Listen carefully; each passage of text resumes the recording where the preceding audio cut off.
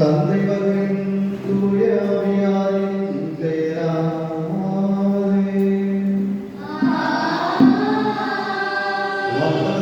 இயேசு கிறிஸ்துவின் அருளும் கடவுளின் தூய ஆவியாரின் நட்புறவும் உங்கள் அனைவரோடும் இருப்பதாக.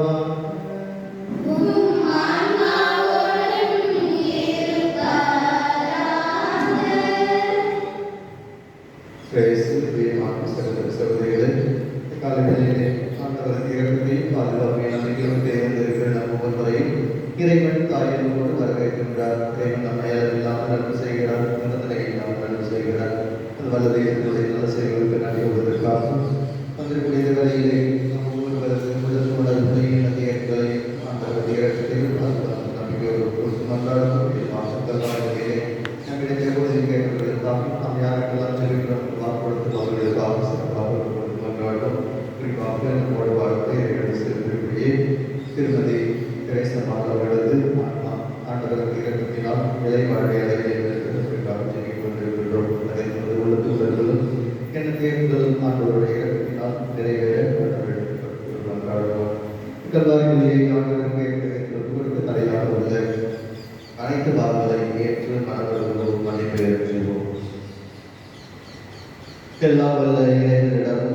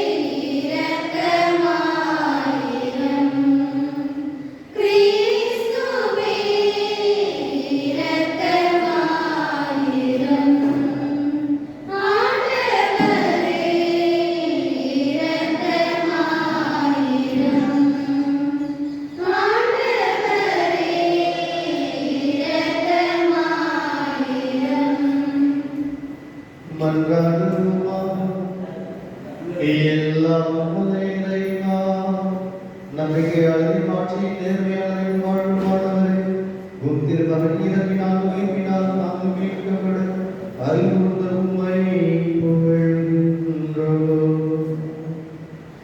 எமது உயிரின் மறைந்தோடு அறிந்து கொண்ட மரியா தெரேசா உமது இரக்கத்தால் மகிழ்ச்சி சுவைக்கு தகுதி பெறுவாராக. உமோடு துணியாவியாரை ஒன்றைக்குள் இறைவனாய் என்று வாழ்ந்து ஆட்சிகள் ஆண்டவராகி கிறிஸ்து வழியாக உம்மை மன்றாடுகின்றோம்.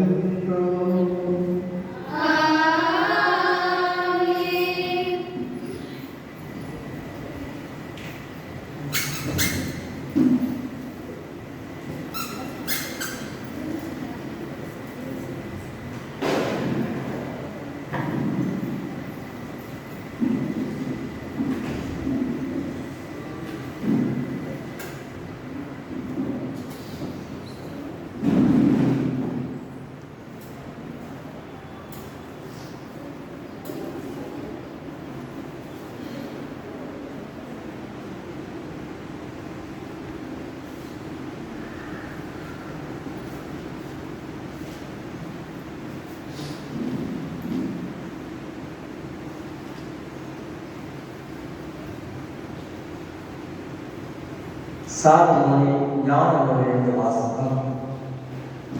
அதிகாரம் 1 இறை வார்த்தைகள் 1 முதல் 9. நீதிமான்களின் ஆன்மாக்கள் கடவுளின் கையில் உள்ளன. கடல் தொல்லை எதுவும் அவர்களை தீண்டாது.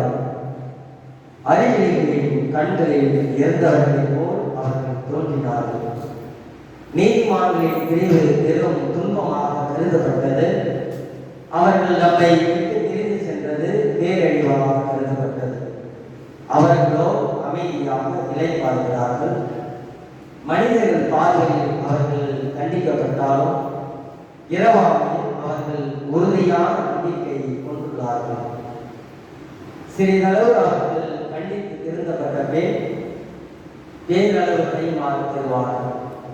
கடவுள் அவர்களை சோதித்தறிந்தவே அவர்களை தமக்கு தகுதி உள்ளவர்கள் என்று கண்டார். பொன்னை உலையிலிட்டு புடமிடுவது போல் அவர் அவர்களை புடமிட்டார். எரிபடி போல் அவர்களை ஏற்றுக்கொண்டார். கடவுள் அவர்களை சந்திக்க வரும்போது அவர்கள் ஒளி வீசுவார்கள். அரிதால் நடுவே தீப்பொறி போல பறந்து சுடரிடுவார்கள். நாடுகளுக்கு தீர்ப்பு வழங்குவார்கள். மக்கள் மீது ஆட்சி செலுத்துவார்கள். ஆண்டவரோ அவர்கள் மீது என்றென்றும் அரசாழ்வார். அவரை நம்புவோர் உண்மையை அறிந்து கொள்வார்.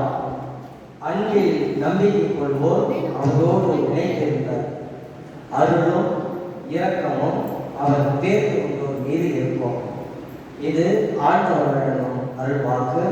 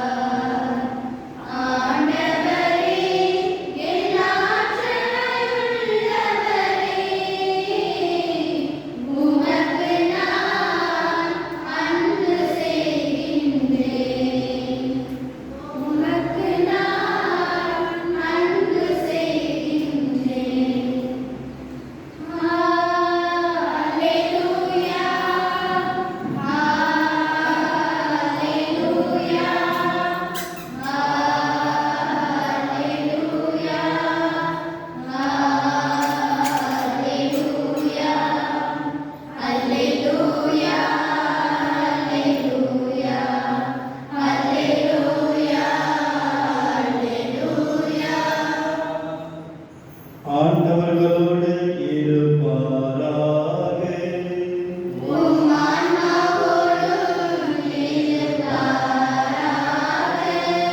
லூக்கா எழுதிய பரிசுத்த நற்செய்தியிலிருந்து வாசகம்.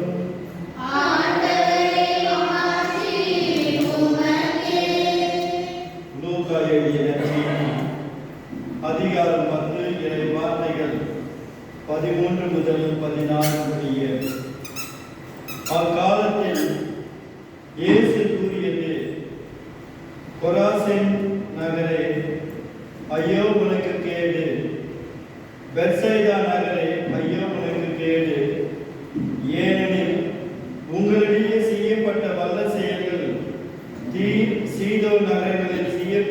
இருந்தால் அங்குள்ள மக்கள் முன்பே சாகு உடை உடுத்தி சாம்பலில் உட்கார்ந்து மனம் மாறி இருப்பர்.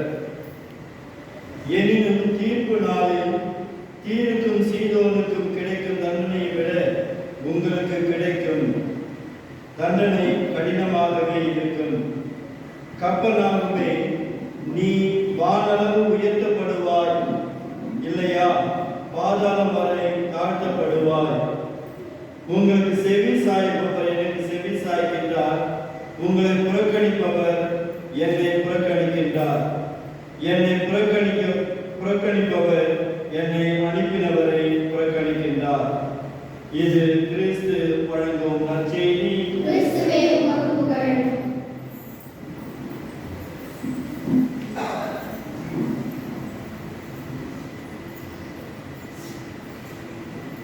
கிறிஸ்துவில் பிரியமான சகோதர சகோதரிகளே, இன்றைய வாசகங்கள் வழியாக வழிபாட்டின் வழியாக ஆண்டவர் நமக்கு தருகிற செய்தியை நம்முடைய வாழ்க்கையோடு தொடர்புபடுத்தி வாழ்வோம். அன்றாட வாழ்வில் நாம் சந்திக்கக்கூடிய இன்னல்களையும் சவால்களையும் சந்திப்பதற்கு தேவையான ஆற்றலையும் ஆசீர்வாதத்தை பெற்றுக்கொள்ளும் மகிழ்ந்து வாழ்வும் ஆண்டவர் அழைப்பு தருகிறார். குறிப்பாக செய்தியை பார்க்கும் பொழுது, கொராசி நகரை ஐயோ உனக்கு கேடு, பெத்சாய்தா நகரை ஐயோ உனக்கு கேடு, ஏனெனில் உங்களிடையே செய்யப்பட்ட நல்ல செயல்கள் தீர் சீதோன் நகரங்களில் செய்யப்பட்டிருந்தால் ஏற்கனவே அவர்கள் சாக்குரை உடுத்தி சாம்பலில் அமர்ந்து மனம் மாறி இருப்பர் என்று ஆண்டவர் சொல்வதனுடைய அர்த்தம் எதற்காக என்று பார்க்கும் பொழுது, ஆண்டவர் அத்தகைய ஒரு நல்ல செயல்களையும் அந்த மக்கள் மத்தியிலே அவ்வளவு செய்து கூட அதை அவர்கள் கண்டும் காணாமலும் கேட்டும் கேளாமல் இருந்து கொண்டிருந்த சூழ்நிலையை ஆண்டவர் அவர்களுடைய கடின உள்ளத்தை கொடுத்து இத்தகைய கடினமான சொற்களை பேசுவதை பார்க்கின்றோம். அன்னை உருவாக இருக்கக்கூடிய அவர் இயேசு கிறிஸ்துவனுடைய வாயிலிருந்து இத்தகைய ஒரு கடினமான சொற்கள் வருகிறதை என்றால் எதற்காக பார்க்கிற பொழுது, அந்த அளவுக்கு அவர்களுடைய செயல்பாடுகள் நல்ல செயல்பாடுகளாக இல்லாமல் ஆண்டவருக்கு அறிவுறுத்தக்கூடிய ஆண்டவர் கோபப்படுத்துகிற அளவுக்கு இந்த அவர்களுடைய செயல்பாடுகள் இருப்பதை பார்க்கிறோம். இப்படிப்பட்ட ஒரு சூழ்நிலையை அவர்கள் நன்மைகளை செய்யக்கூடிய ஆண்டவர் இயேசு கிறிஸ்து அவர்களுடைய நன்மைகளை அவர்கள் புரிந்து கொள்ளாமல் கண்டுகொள்ளாமல் இருக்கிற ஒரு அவல்களை பார்க்கின்றோம். எனவே இந்த ஒரு சொல் எதற்காக இன்றைய நாளிலே நமக்கு தரப்படுகிறது என்று பார்க்கும் பொழுது, எவரிடம் அதிகமாக கொடுக்கப்பட்டதோ அவரிடம் அதிகமாக எதிர்பார்க்கப்படும். ஆமாவா இல்லைங்களா? என்ன பேசுறேன்னு தெரியல. யாருக்கிட்ட அதிகமாக கொடுக்குறோமோ அவங்கள்ட்ட அதிகமாக எதிர்பார்ப்பா இல்லைங்களா? சரி, இப்போ ஒரு 5000 ரூபாய் காசு கொடுக்குறோம், 500 ரூபாய் கொடுக்குறோம். அப்போ என்ன, 5000 ரூபாய் கொடுக்குறவங்களுக்கு அதுக்குரிய பொருள் அவங்க எதிர்பார்ப்போம். ஆமாம். அப்படி இருக்கும் பொழுது கடவுள் அந்த மக்களுடைய யாருக்கு என்னன்னு அதிகம் சொல்லப்படாத ஒரு சூழ்நிலையில் அங்கு அவர்களுக்கு இயேசு கிறிஸ்துவை இறைவனாக இருந்து அங்கு நல்ல செயல்களையும் வல்ல செயல்களையும் புதுமைகளையும் செய்கின்றார். ஆனால் கூட அதை அவர்கள் கண்டுகொள்ளாமல் இருக்கிற ஒரு அவல நிலையை பார்க்கின்றோம். இந்த ஒரு சூழ்நிலையில் தான் ஆண்டவர்களுக்கு இவ்வளவு புதுமை உங்களுக்கு செஞ்சிருக்கிறோமே, இருந்தாலும் கூட நீங்க மனப்பார்வையே என்ற ஆதரத்தோடு சொல்வதை பார்க்கின்றோம். எனவே இந்த ஒரு சூழலில் நாம் நம்முடைய வாழ்க்கையிலே எதற்காக இந்த சொற்கள் என்று பார்க்கும் பொழுது, இறைவன் நம்மை அபரிமிதமாக அளவில்லாமல் ஆசீர்வதித்துக் கொண்டிருக்கின்றார். ஆமாவா இல்லைங்களா? ஆமாவே மற்றவங்களோட நம்ம கஷ்டமாக பண்ணிட்டு இருக்கிறோம் அப்படின்னு நினைக்காம, உண்மையிலே நமக்கு மேல இருக்கிறவங்களை பார்க்கிறத நமக்கு கீழே இருக்கிறாங்க, நம்மை விட துன்பப்படுகிறவர்கள் அல்லது கஷ்டப்படுகிறவர்கள் என்று ஏராளமானவர்கள் இருக்கின்றனர். அந்த ஒரு சூழலில் அவர்களை விட கடவுள் என்னை நன்றாக ஆசீர்வதித்திருக்கிறார். அதாவது சொல்லுவாங்க, சொல்லுவாங்க. அதாவது நமது மறைந்த நாட்களாக நாம் இருக்கின்ற நிலை என்பது கடவுளால் நமக்கு கொடுக்கப்பட்டது. எனவே நாம் இந்த அளவுக்கு இன்னும் மற்றவங்க கூட கம்பேர் பண்ணி அவங்களோட நம்ம நல்ல கஷ்டப்படுறோமே அப்படின்ற அளவுக்கு நம்ம கடவுள்கிட்ட யாரும் எப்பவுமே கொடுத்து வைக்கவில்லை. மாறாக இறைவனுடைய இரக்கத்தினால் இறைவனுடைய அன்பினால் நமக்கு கொடுக்கப்பட்டு இருக்கக்கூடிய கொடைகளை நாம் நன்மைகளை மட்டுமே பார்க்கின்ற பொழுது நம்முடைய வாழ்க்கை மகிழ்ச்சியான ஒன்றாக இருக்கிறது. பல நேரத்தில் என்ன பண்ணுறாங்கன்னா, நம்மகிட்ட எது இல்லையோ அதை நினைச்சுதான் வருத்தப்பட்டு இருக்கிறத தவிர கடவுள் நமக்கு எவ்வளவு கொடைகளை கொடுத்திருக்கிறார், ஆசீர்வாதத்தை தந்திருக்கிறார்.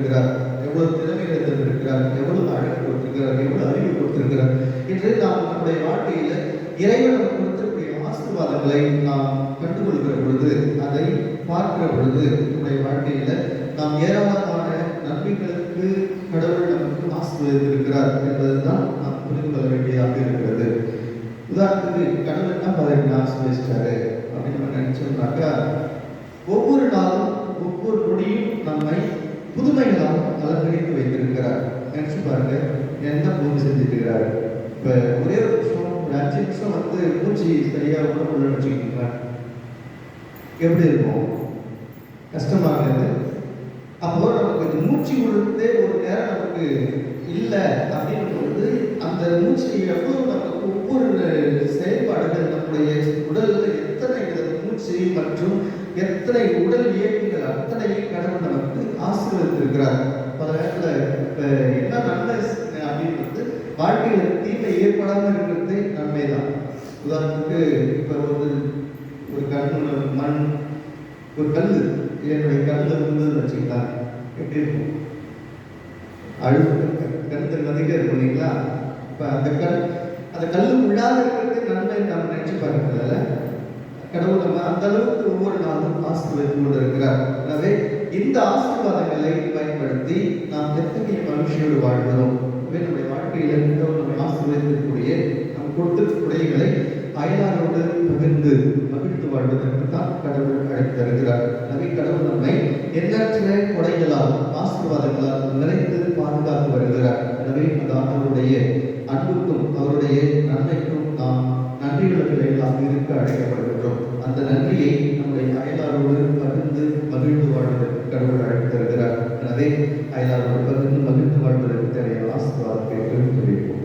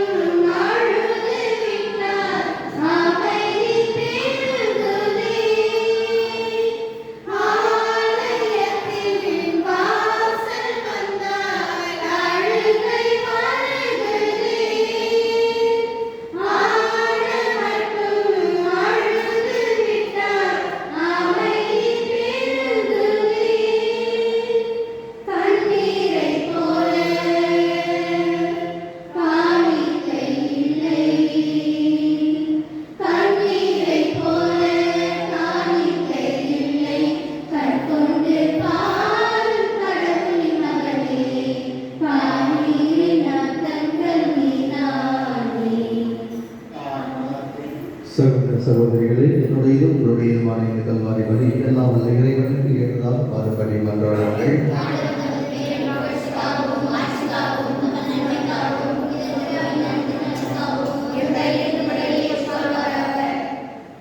எல்லாம் இறைவா, இறந்த உம்முடைய தெரேசாவினை காணாக்காம் நாங்கள் உங்களுக்கு காணிக்கின்ற கனிவுடன் கண்ணோக்கியவர்கள் உம்மை வேண்டுகின்றோம்.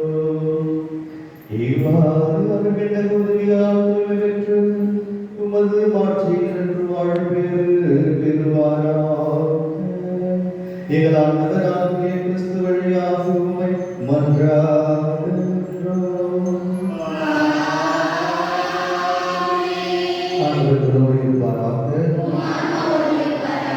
இதயங்களை மேலே எழுப்புங்கள். நம் இறைவனாகிய ஆண்டவருக்கு நன்றி கூறுவோம். ஆண்டவரே, தூயவரானதை எங்களுடைய எல்லாம் அல்ல இறைவா, எங்கள் ஆண்டவராகிய கிறிஸ்து வழியாக என்னாலும் எவ்விடத்தில் நாங்கள் நன்றி செலுத்துவது மெய்யாகவே தகுதியும் நீதியுமாம் எங்கள் கடமையை மீட்புக்கு உரிய செயல்பாகும். ஏனெனில் நாங்கள் அனைவரும் இறக்காமல் இருந்து கிறிஸ்து ஒருவரை இறக்க ஏற்றுக்கொண்டார். நாங்கள் அனைவரும் என்று மக்காக வாழ்ந்தனர். அவர் ஒருவரை இறக்க திருவுள்ளமானார். ஆகவே காணமுதல் திரளோடு ஒன்று சேர்ந்து நாங்கள் போற்றி பொழுது முடிவிற்கு ஆர்ப்பரித்து சொல்வதாவது: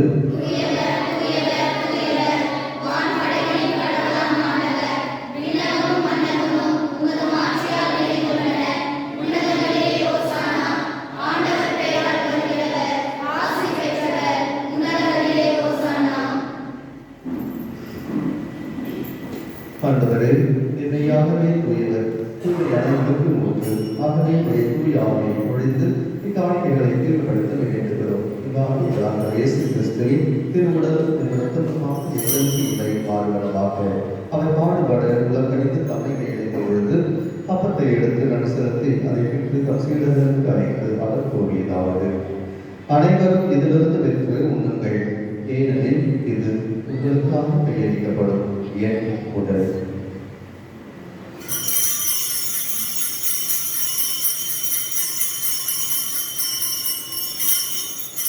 அவர் நன்மையிலிருந்து இறந்தையும் பின்னத்தையும் எடுத்து மேலும் கூறி தம் சீடர்களுக்கு அறிந்து அவர் கூறியதாவது: அனைவரும் இதிலிருந்து வென்று பருகுங்கள், ஏனெனில் இது புதிய நிலையான உடன்படிக்கைக்கு உரிய என் இரத்தத்தின் எண்ணம்.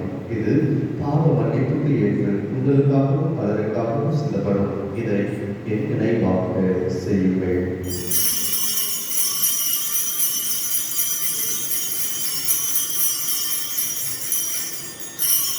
நம்பிக்கையை காயப்படும்.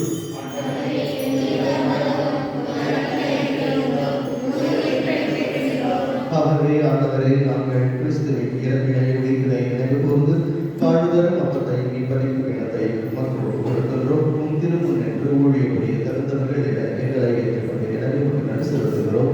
மேலும் கிறிஸ்துவின் உடலில் தடத்திலும் பங்குள்ள எங்களை தூய ஆவியார் கொண்டு சேர்க்க வேண்டும் என தாழ்மையுடன் மன்றாடுகிறோம். ஆண்டவரே, உலகெங்கும் பரவியிருக்கும் திரு அவையை நினைவு கூர்ந்தருளும். எங்கள் திருத்தந்தை பிரான்சிஸ், எங்கள் பேராயர் பிரான்சிஸ் கலிஸ், எல்லா திருநிலையாகிய அனைவரோடும் உங்கள் திரு அவை அருகில் நிறைவு பெற செய்தருளும். நீர் உலகிலிருந்து உம்மிடம் அழைத்துக் கொண்ட எங்களுடைய சகோதரி தெரேசா என்னும் அடியாரை நினைவு கூர்ந்தருளும். உம் திருமகனோடு அவரது இறப்பில் இணைக்கப்பட்டிருந்த இவர் உயிர்ப்பிலும் அவரை போல இருக்க செய்தருளும். மேலும் உயிர்த்தெழுந்தெழுந்தும் தூய்கொள்ளும் எங்கள் சகோதர சகோதரிகளையும் இறந்தோர் அனைவரையும் இரக்கத்துடன் நினைவு கூர்ந்து உங்கள் திருமுக வழியில் இருக்கிறார்கள். எங்கள் அனைவர் மீது இரக்கமாயிரும். கடவுளின் கன்னித்தாயான மரியா, அவருடைய கணவரான யோசேப்பு மற்றும் எங்களோர் பாதுகாவலர் லோர்தன்னை, திருத்தூதர்கள், இவ்வுலகில் உங்கள் புகழ் வர இருந்தவர் ஆகிய புனிதர் அனைவருடனும் நாங்கள் நிலைப்பாடு பங்கு கொள்ளும் தகுதி பெற்று உம் திருமகன் இயேசு கிறிஸ்து வழியாக உம்மை புகழேற்ற வரமல்ல உம்மை மன்றாடுகின்றோம்.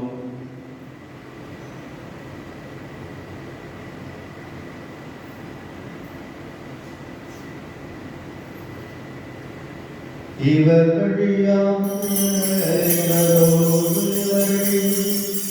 எல்லா வல்ல இறைவனாகிய தந்தையே, தூய ஆவியாரை ஒன்றித்து எல்லா புகழும் ஆட்சியும் என்றென்றும் உமக்கு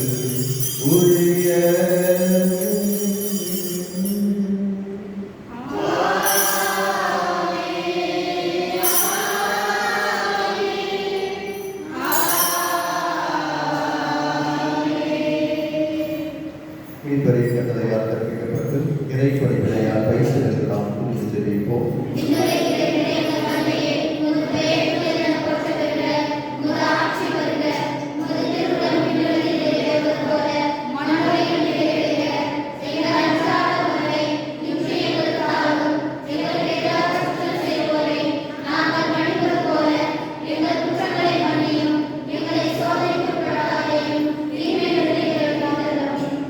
ஆண்டவரே, தீமை அனைத்திலிருந்தும் எங்களை விடுவித்து எங்கள் வாழ்நாளில் அமைதியை கைவிட அருள் மன்றாடுகின்றோம். இந்த இரக்கத்தின் உதவியால் நாங்கள் பாவத்திலிருந்து எப்போது விடுதலை பெற்று யாரும் கலக்கமும் என்று நலமாயிருப்போமாக. நாம் எதிர்நோக்கி இருக்கும் பேருக்காகவும் இமைப்பராகிய இயேசு கிறிஸ்துவின் வருகைக்காகவும் காத்திருக்கின்றோம்.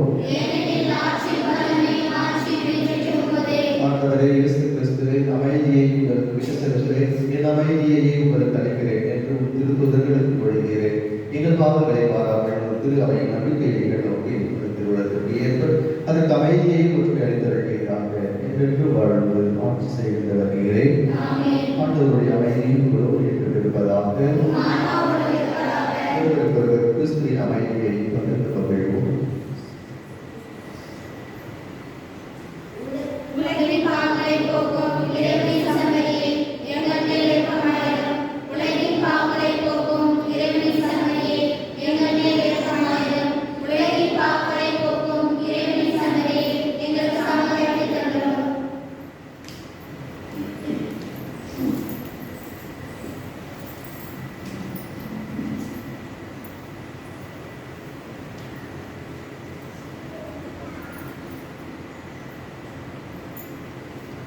உயிர்ப்பும் உயிரும் நானே, நீ நம்பிக்கை கொண்டவர் நிலைவாழ்வில் கொண்டுள்ளார் என்று சொல்லி நிலைவாழ்வில் பெற்றுக் கொள்ள அழைப்பு தருகிற உன்னத தெய்வம் இவரே. இதுவும் இறைவனின் செம்மறி, இந்த உலகின் பாவங்களை போக்குகிறவர். இந்த செம்மறியின் விருதுக்கு அழைப்பு பெற்றோர் பேரு பெற்றோர்.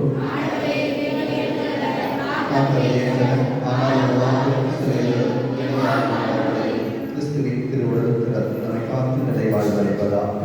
ஆமென். ஒரு போதும் உன்னை பிரியா நிலையான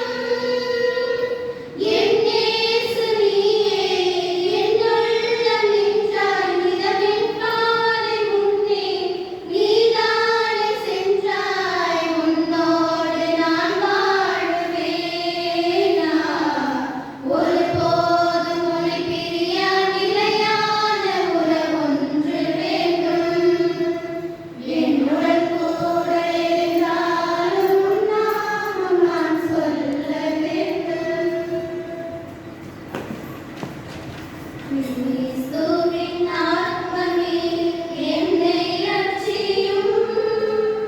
கிறிஸ்துவின் தேகமே என்னை ரட்சியும். கிறிஸ்துவின் இரத்தமே என்னை பூர்த்தியும். திருவிழா தீர்த்தமே என்னை தூய்ப்பியும். கிறிஸ்துவின் பாடுகள் என்னை தேற்றிட. அருள் நீரே இயேசுவே என்னை கேட்டிடும். அரிய காயங்களுள் என்னை வைத்திடும். பிரிந்திட வண்ணமாய் என்றும் காட்டிடும். ஒரு சத்ருவிடம் நின்றே காத்திடும். மரண வேளையிலே என்னை கூப்பிடும். பரகதியில் நிதம் உம்மை வாழ்த்துகிறேன். வருகவென்ற அன்போடு என்னை ஏவிடும். ஆமென்.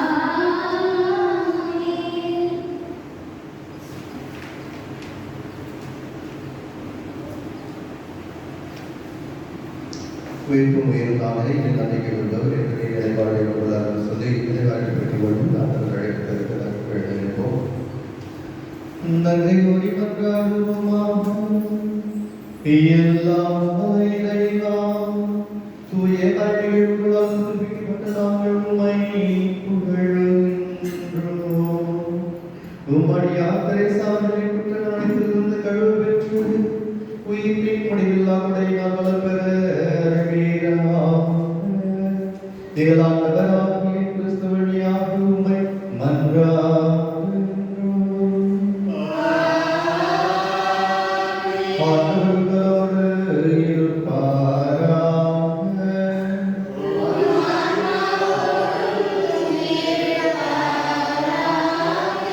எல்லாம் வல்ல இறைவன், தந்தை, மகன், தூயாவியார் நமக்கு ஆசி வழங்குவாராக. ஆண்டவர் இயேசுவின் அன்பிலும் அன்னை மரியாளுடைய அரவணைப்பினாலும் மகிழ்ந்து வாழ். சென்று வாழுங்கள், திருப்பலி நிறைவேற்று. இறைவனுக்கு நன்றி.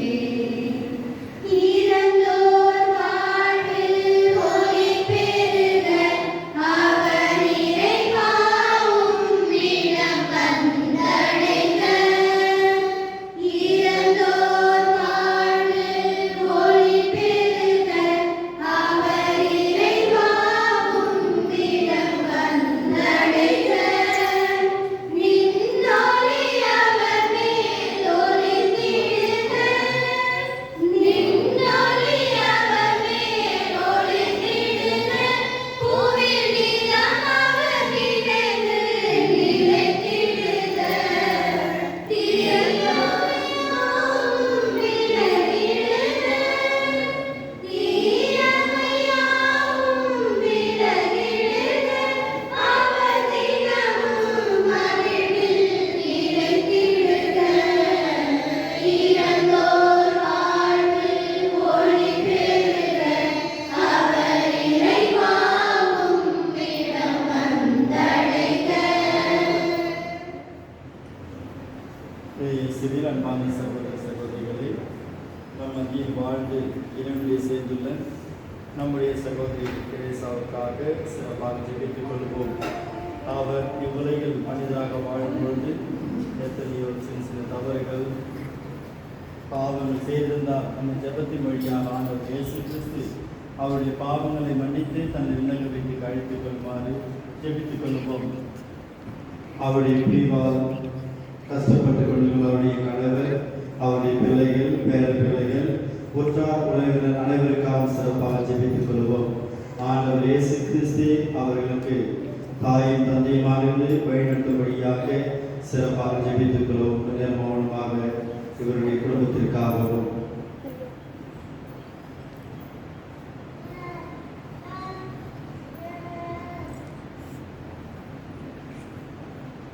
ஜெபிப்போமாக.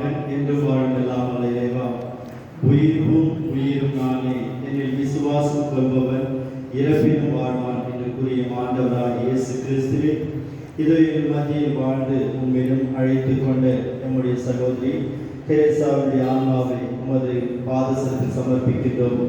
அவரை நிறைவாக ஆசீர்வதித்து அவருடைய பாவங்களையும் தவறுகளையும் குற்றங்களையும் அழைத்து உமது விண்ணக வீட்டிற்கு அழைத்துக் கொண்டு உம் புனிதர்களோடு தேவதூதர்களோடு உம்மை எப்பொழுதும் புகழ்ந்து கொண்டிருக்கும் வரத்தை தந்துள்ளோம். அவர் அங்கிருந்து அவருடைய குடும்பத்தினருக்கு, முக்கியமாக அவருடைய கணவருக்கு தினந்தோறும் ஜெபிக்க வேண்டிய வரத்தை தந்துள்ளோம்.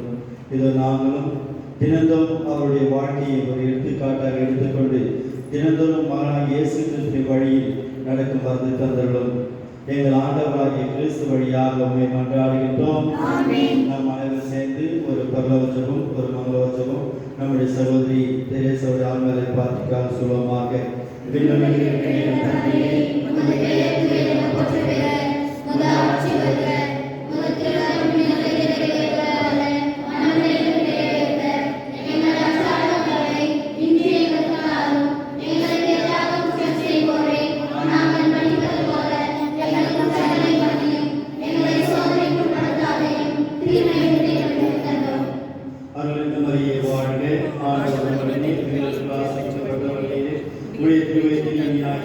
ஆசிரியப்பட்டவரே,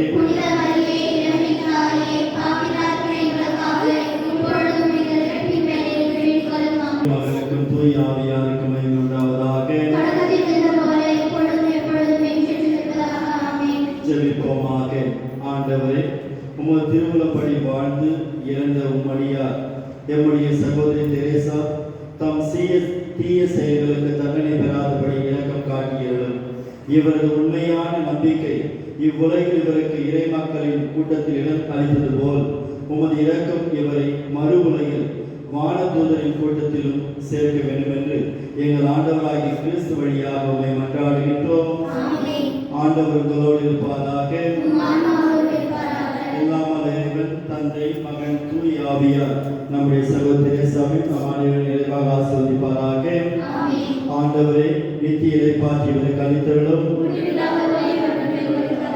ஆண்டவரே, நித்திய இறைப்பாற்றியவருக்கு அளித்தருளும். ஆண்டவரே, நித்திய இறைப்பாற்றியவருக்கு அளித்தருளும். தந்தை, மகன், தூய ஆவியின் பெயராலே.